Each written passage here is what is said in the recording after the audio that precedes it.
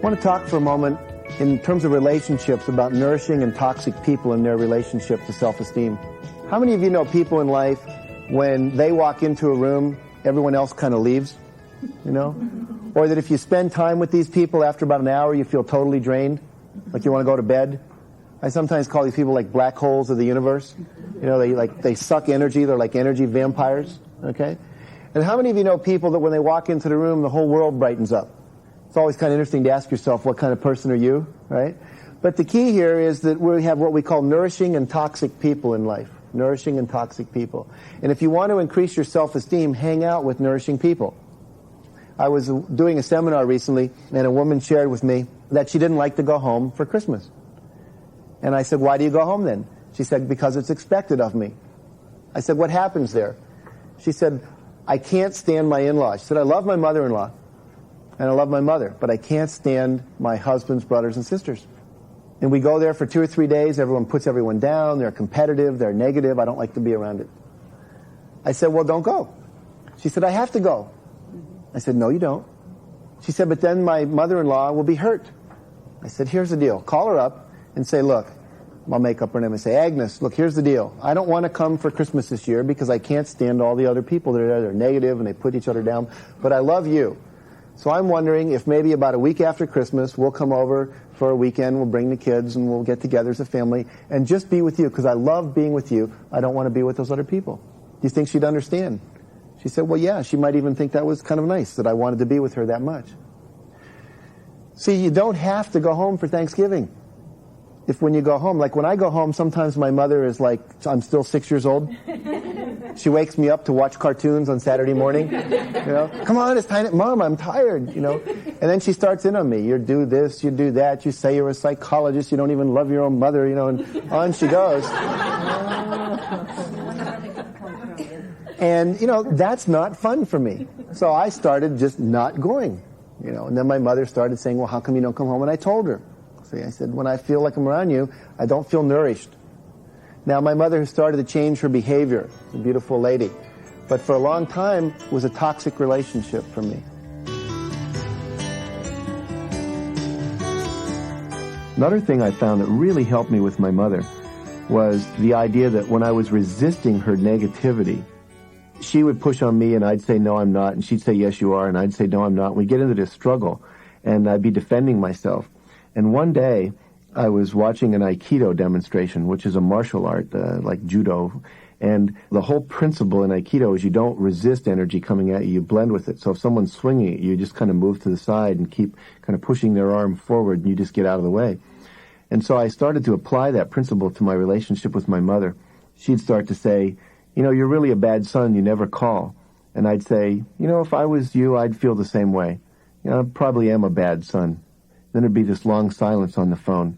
And then she'd say, well, you're not that bad. And I found that if I stopped resisting people judging me and criticizing me and just agreed with them, that they had nowhere to go, because all of their energy was defending their point. And if I just said, well, I can understand how you'd feel that way, then invariably they'd stop and start to focus on the other. It's a very strange phenomenon, but I find that it works anytime people are in kind of a conflict situation with me. If I don't resist them and I just agree with them, then they stop attacking me, and then usually they're open to listening to my point of view. When I say agree with them, I'm not saying that they're right, and I'm saying that I understand how they could have that perception. I understand how they could feel that way, but I'm not saying they're right. But I still internally inside of me know that I have my point of view and my perception of who I am, and that's right too. It's almost as if we can both be right, that there is no truth out there. There's only your experience of me and my experience of me. And I choose to believe my experience of me while I let you have your experience of me. All self-esteem is created in relationship, okay? So I have relationships with people at work. I have relationships with people that I'm in personal, intimate contact with, my family, and so forth. And if you want to have high self-esteem, one of the easiest ways to start building that is to surround yourself with nourishing people, to literally start avoiding toxic people.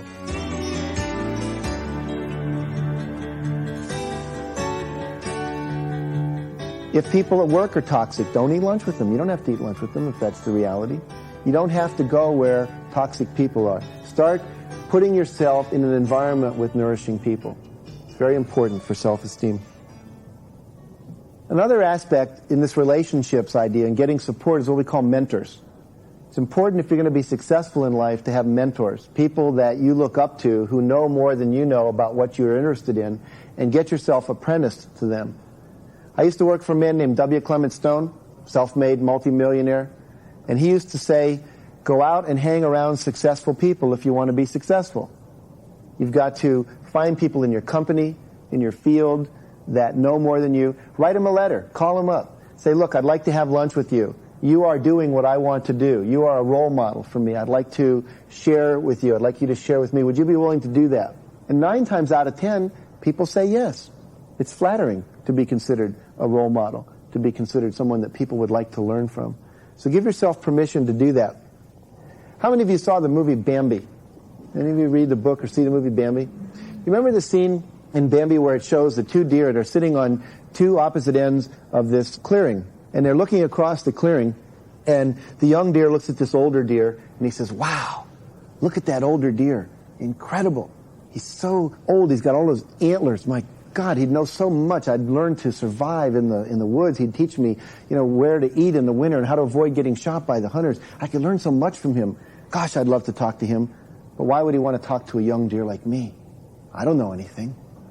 And on the other side of the clearing, you hear this. The old deer looks over at the young deer and he says, wow, look at that young deer.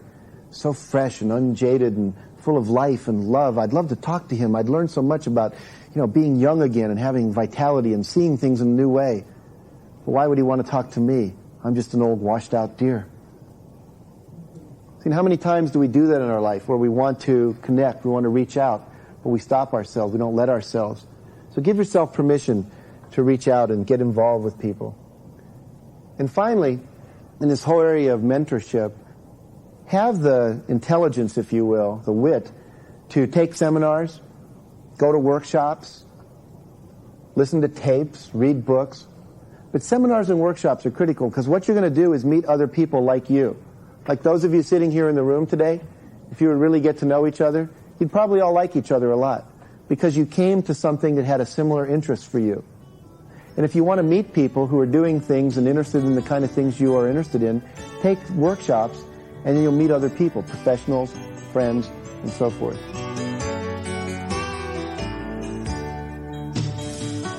Okay, I'd like to look at another aspect of building self-esteem, a principle that will really work in your life, and it's adopting the attitude that I'm 100% responsible for everything that I experience and that happens in my life. 100% responsibility. The idea that no one else is in charge, but you're in charge. We've got to quit blaming others. We've got to quit complaining. And I use a little formula called E plus R equals O. The E stands for the events in your life, the things you experience. The R is your response to those events, and the O is the outcome, what shows up as the result of the E plus R. And everything in your life that you like or don't like is an outcome of some earlier response to the way things were in your life. Like when people go to therapy or to counseling or talk to a friend, they complain about something, they're always complaining about an outcome. If they say, I got fired, I'm not happy, I've got an ulcer, that's an outcome of a previous response to the way things were. And if you think of this formula, E plus R equals O, it's kind of like mathematics. 2 plus 2 equals 4. And if you don't like the outcome that you have in your life, if you don't like how it is, financially, physically, interpersonally, whatever it is, you've got to go back and change something in the formula. Because if 2 plus 2 equals 4, and you don't like 4, and the E is called the way the world is, then your only way of changing that outcome is to change your response. And so that's your point of power.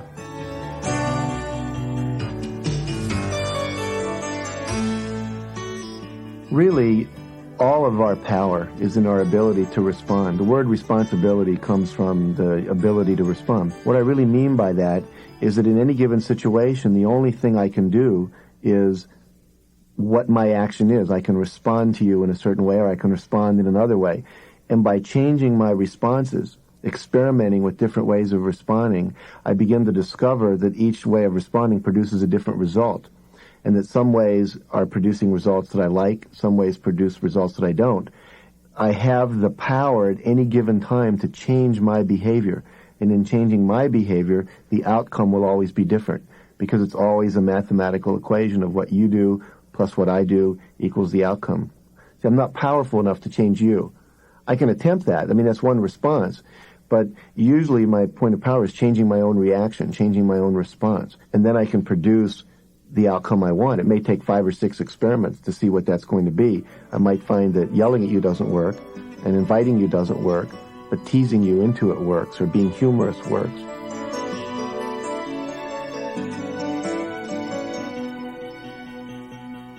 How many of you have ever blamed the traffic for being late to work? Anyone ever do that? Yeah. See, that's like blaming the event for the outcome called I was late. When the reality is, if you've lived in Chicago or LA or New York or most big cities, you know that you have traffic jams. Okay? No one ever says, I left too late. They always say the traffic made me late. See? The weather made me late. My kids made me late. Someone else. It's always the E. See, and somehow in life we want to blame the E. We want the E to change. If only the E would change, then my life would be better.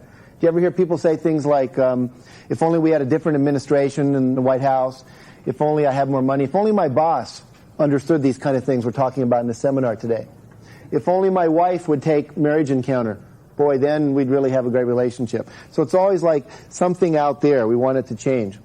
How many of you in the room are married or have been married? Can I see a show of hands? About 3/4 of the people. Raise your hand again if you got married or were in a relationship and thought, this is a pretty good catch, pretty good person, but there's 1 or 2 little things about them I'd like to change. Let's see, show of hands. Almost everybody. Now keep your hand up if you were able to get them to change that thing about themselves. No hands up in the room, see? They don't usually change. In fact, as we get wiser, we realize we need to change. We need to become more accepting and so forth. We need to change our response because the world just is the way the world is. Okay? And if it rains on your birthday, you don't have to take it personally. It's just doing what it does. Would it be possible to come into this room with about 30 or 40 people in here and leave at the end of the day feeling lonely? Would that be possible to do? Yes. Sure. Would it also be possible to come into the same room, same people, same temperature, same barometric pressure in the universe, same astrological configuration in the sky, and leave here feeling connected to people? Yes. So you could produce both of those results in the same room with the same people. So it's not the people. What happens is what you do. See, some people come into the room, they sit down, they look to their right, and they go, oh, I don't want to talk to her. She looks too old. I don't like old people. They look to their left. They go, I don't want to talk to him. He's got a crew cut. Looks like military. I never liked military people, so I don't want to talk to him. And instantly they look around the room and they start eliminating everybody as a possibility to speak to. Right? Then they go home and they say to their wife or their husband, they say, I went to that workshop with Jack Canfield. Boy, what a group of unfriendly people. Nobody reached out to me the whole day. Someone else comes in, they sit down, they look to the right, they say, hi, my name is Jack Canfield, or whatever their name is, and where are you from, and what do you do? And pretty soon they're connected to 2 or 3 people. It's not the group. It's not the people. See, it's how you respond to those people. See, a lot of times people are so afraid of rejection. And if I were to ask someone here to go to lunch with me, and she were to say no, did I have anyone to go to lunch with before I asked her? No. Did I have anyone to go to lunch with after I asked her? No. So it didn't get worse, did it? It stayed the same. See, one of the things is when you get rejected, it doesn't get worse. It only gets worse if you add something onto that in your mind, like my mother was right, I am the slug of the universe, no one will ever love me. See, that kind of thing. How many of you have ever bought oranges in a store? Can I see a show of hands? Almost everyone in the room. Now, how many of you ever bought every orange that was in the store?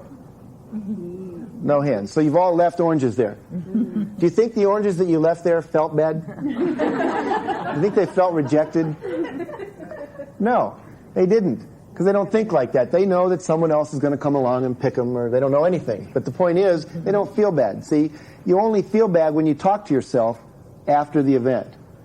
Let's say I go up to Jim here, and I say, James, you are the biggest idiot of all the people I've ever met in my entire life. I've done workshops on 5 continents with over 100,000 people, maybe 500,000 people. You got to be the biggest jerk and idiot I've ever met. Now, how many people think that would raise James's self-esteem? Can I see a show of hands? Nobody raises their hands. How many people think that would make his self-esteem go down a little bit? Can I see a show of hands? About half the hands in the room go up. It's really a trick question. Because it's not what I say to James that affects James' self-esteem. It's what James says to James when Jack stops talking. He could say, my God, the man's only known me about 20 minutes. How'd he figure it out so fast? Right?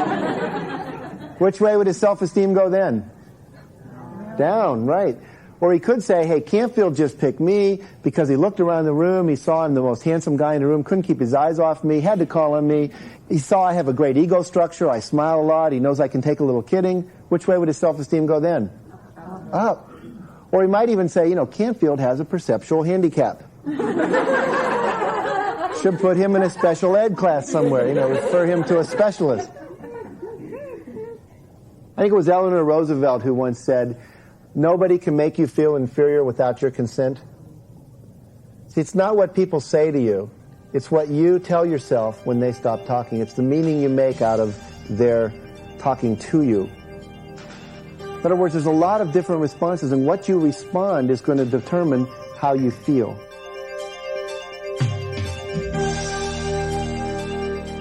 Probably one of the most common experiences that people have in life is the experience of rejection. Not everyone wants to date you, go out to dinner with you, hire you for a job, buy your product, and so forth. And it's a very common experience. It happens to kids when they're in school. They don't get picked to be on the baseball team, or they don't get picked to play kickball at the playground. And so what happens is, if we're going to have high self-esteem, we have to be able to handle that experience in a way that leaves us feeling good about ourselves. When I'm rejected, I might say something to myself like, well, they don't know me very well.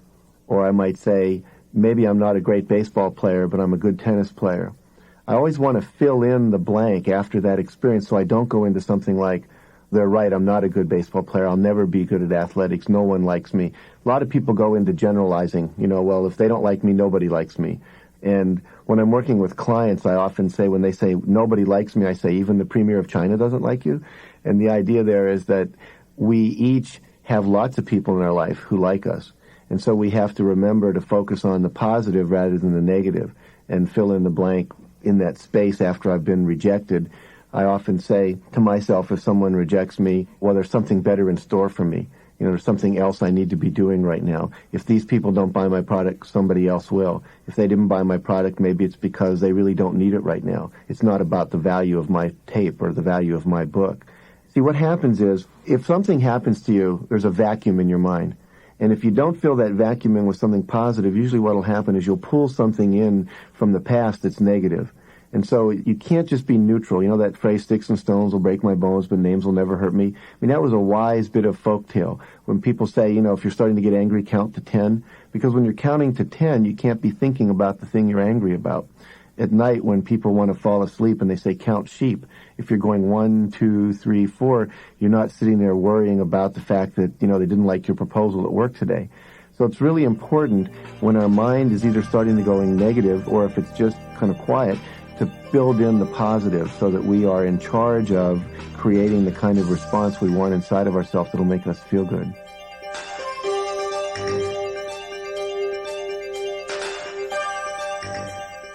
I have a friend named Peggy Bassett. She's a minister of a church in Huntington Beach, California, and she also applied to be on the California Task Force for Self-Esteem. And she was not accepted. There were 450 applications for 25 places, the largest number of people that have ever applied for any state commission or task force in California. And I saw her at a party later, and I asked her how she felt about not being accepted. And she said, I felt great about it. She said, I just said to myself, God must have something better in store for me. He wants me to be doing something else. I thought, what a neat thing to say to yourself instead of, oh, they don't want me or whatever it is. So it's really important that you start controlling your self-talk, if you will, and how you hold what happens to you. Tell me your first name again. Sue. Sue. If I go up to Sue and I say to you, Sue, you have green hair, would that upset you? Not particularly. Not particularly. Why not? Because I know it's not true. Because I know it's not true. Very good. See, if I come up to you, though, and I say, like, maybe you're the most selfish person in the world, and, and you start to cave in, and then you go home and you say, Canfield really hurt my feelings. He told me, he's in front of all these people, he said I was the most selfish person in the world. And I feel really hurt. See, it's not what I said to Sue. See, if Sue gets upset about me saying she's selfish, it's because the doubt about her selfishness already existed inside of her before I ever opened my mouth. Because she didn't get upset when I said you have green hair, because she knows her hair is not green. And so in life, people don't make you feel bad. They don't upset you. They simply say what they say. And if you do get upset, it's because inside of you the self-doubt already exists. See, if I call James over here selfish and he knows that he's not, he just knows that Canfield doesn't know him very well. Doesn't get upset by it. But if you get upset, remember, it's your responsibility. They didn't do it to you. I call it magical thinking, this thing where you think that other people can make you feel bad. And it comes from your parenting when you grow up. I remember my dad sending me to my room and saying, Jack, you go to your room and you think about what you said to your mother. You made her feel bad, and I want you to think about it. And I went to my room and I thought, wow, I must be pretty powerful if I can make my mom feel bad. And then I started thinking, well, if I can make people feel bad, they must be able to make me feel bad. But the truth is, again, people don't make you feel anything. It's what you tell yourself about it. The other thing about E plus R equals O is this word R also means risk. It means to risk a new behavior in response to the E and get another outcome. Because if you keep doing the same behavior, you're going to keep getting what you always got. See, if you want change in your life, you've got to change your response to how life is. There's an old saying that says, if you keep on doing what you've always done, you'll keep on getting what you always got. I think it was Werner Erhard, the founder of the S Training, who said, the definition of insanity is continuing to repeat the same behavior and expecting a different result. You keep doing the same thing and expect somehow to get more intimate or more money or more successful. There are only 3 ways to grow in life. Stop doing what you've been doing that doesn't work. Start doing more of what you know that does work. And thirdly, try on things that you've never done before and see if they work or not. So what this seminar is about is awareness of what you do, plus risk-taking, trying on new behaviors, equals growth. You can't grow unless you're willing to risk. Winners are those people who make a habit out of doing the things losers are uncomfortable doing. Do a little experiment with me, unless you're driving your car as you're listening to this. Just fold your hands the way you normally fold them when you fold them in your lap. And notice which thumb you have on top, your right or your left. How many have your right thumb on top here? See, show of hands? About half of us. How many have your left thumb on top? Okay, the other half. Now, which is right? Left thumb on top or right thumb on top? Which is the correct way to do this? Doesn't matter, right? Okay. Fold your hands again just like you had them. And now move all your fingers. Don't just move your thumb, but move all the fingers so the other thumb ends up on top. How does that feel? Different, strange, weird, uncomfortable, yucky, whatever it is. Remember what I said? Winners are those people who make a habit of doing the things losers are uncomfortable doing. In order to be successful in life, you have to change. You have to try on new responses. And it's going to feel uncomfortable. How many of you like to feel uncomfortable? No hands. I mean, if I threw a party and said, look, I'm having a party Saturday night, and I'm inviting you all, and the purpose of the party is to make everyone as uncomfortable as possible. Most people would not come. They go, forget it, Canfield, no way. See? But the reality is, in order to grow, you have to be willing to what? Be uncomfortable. Kind of a little affirmation for yourself. I am comfortable being uncomfortable. You know, the weird thing is, if you were to fold your hand in this new position, after about 5 or 6 minutes, guess what? It would stop being uncomfortable. It would become comfortable. You get what's called a neuronal shift in the brain. And what's uncomfortable becomes comfortable, and you have to sustain through that.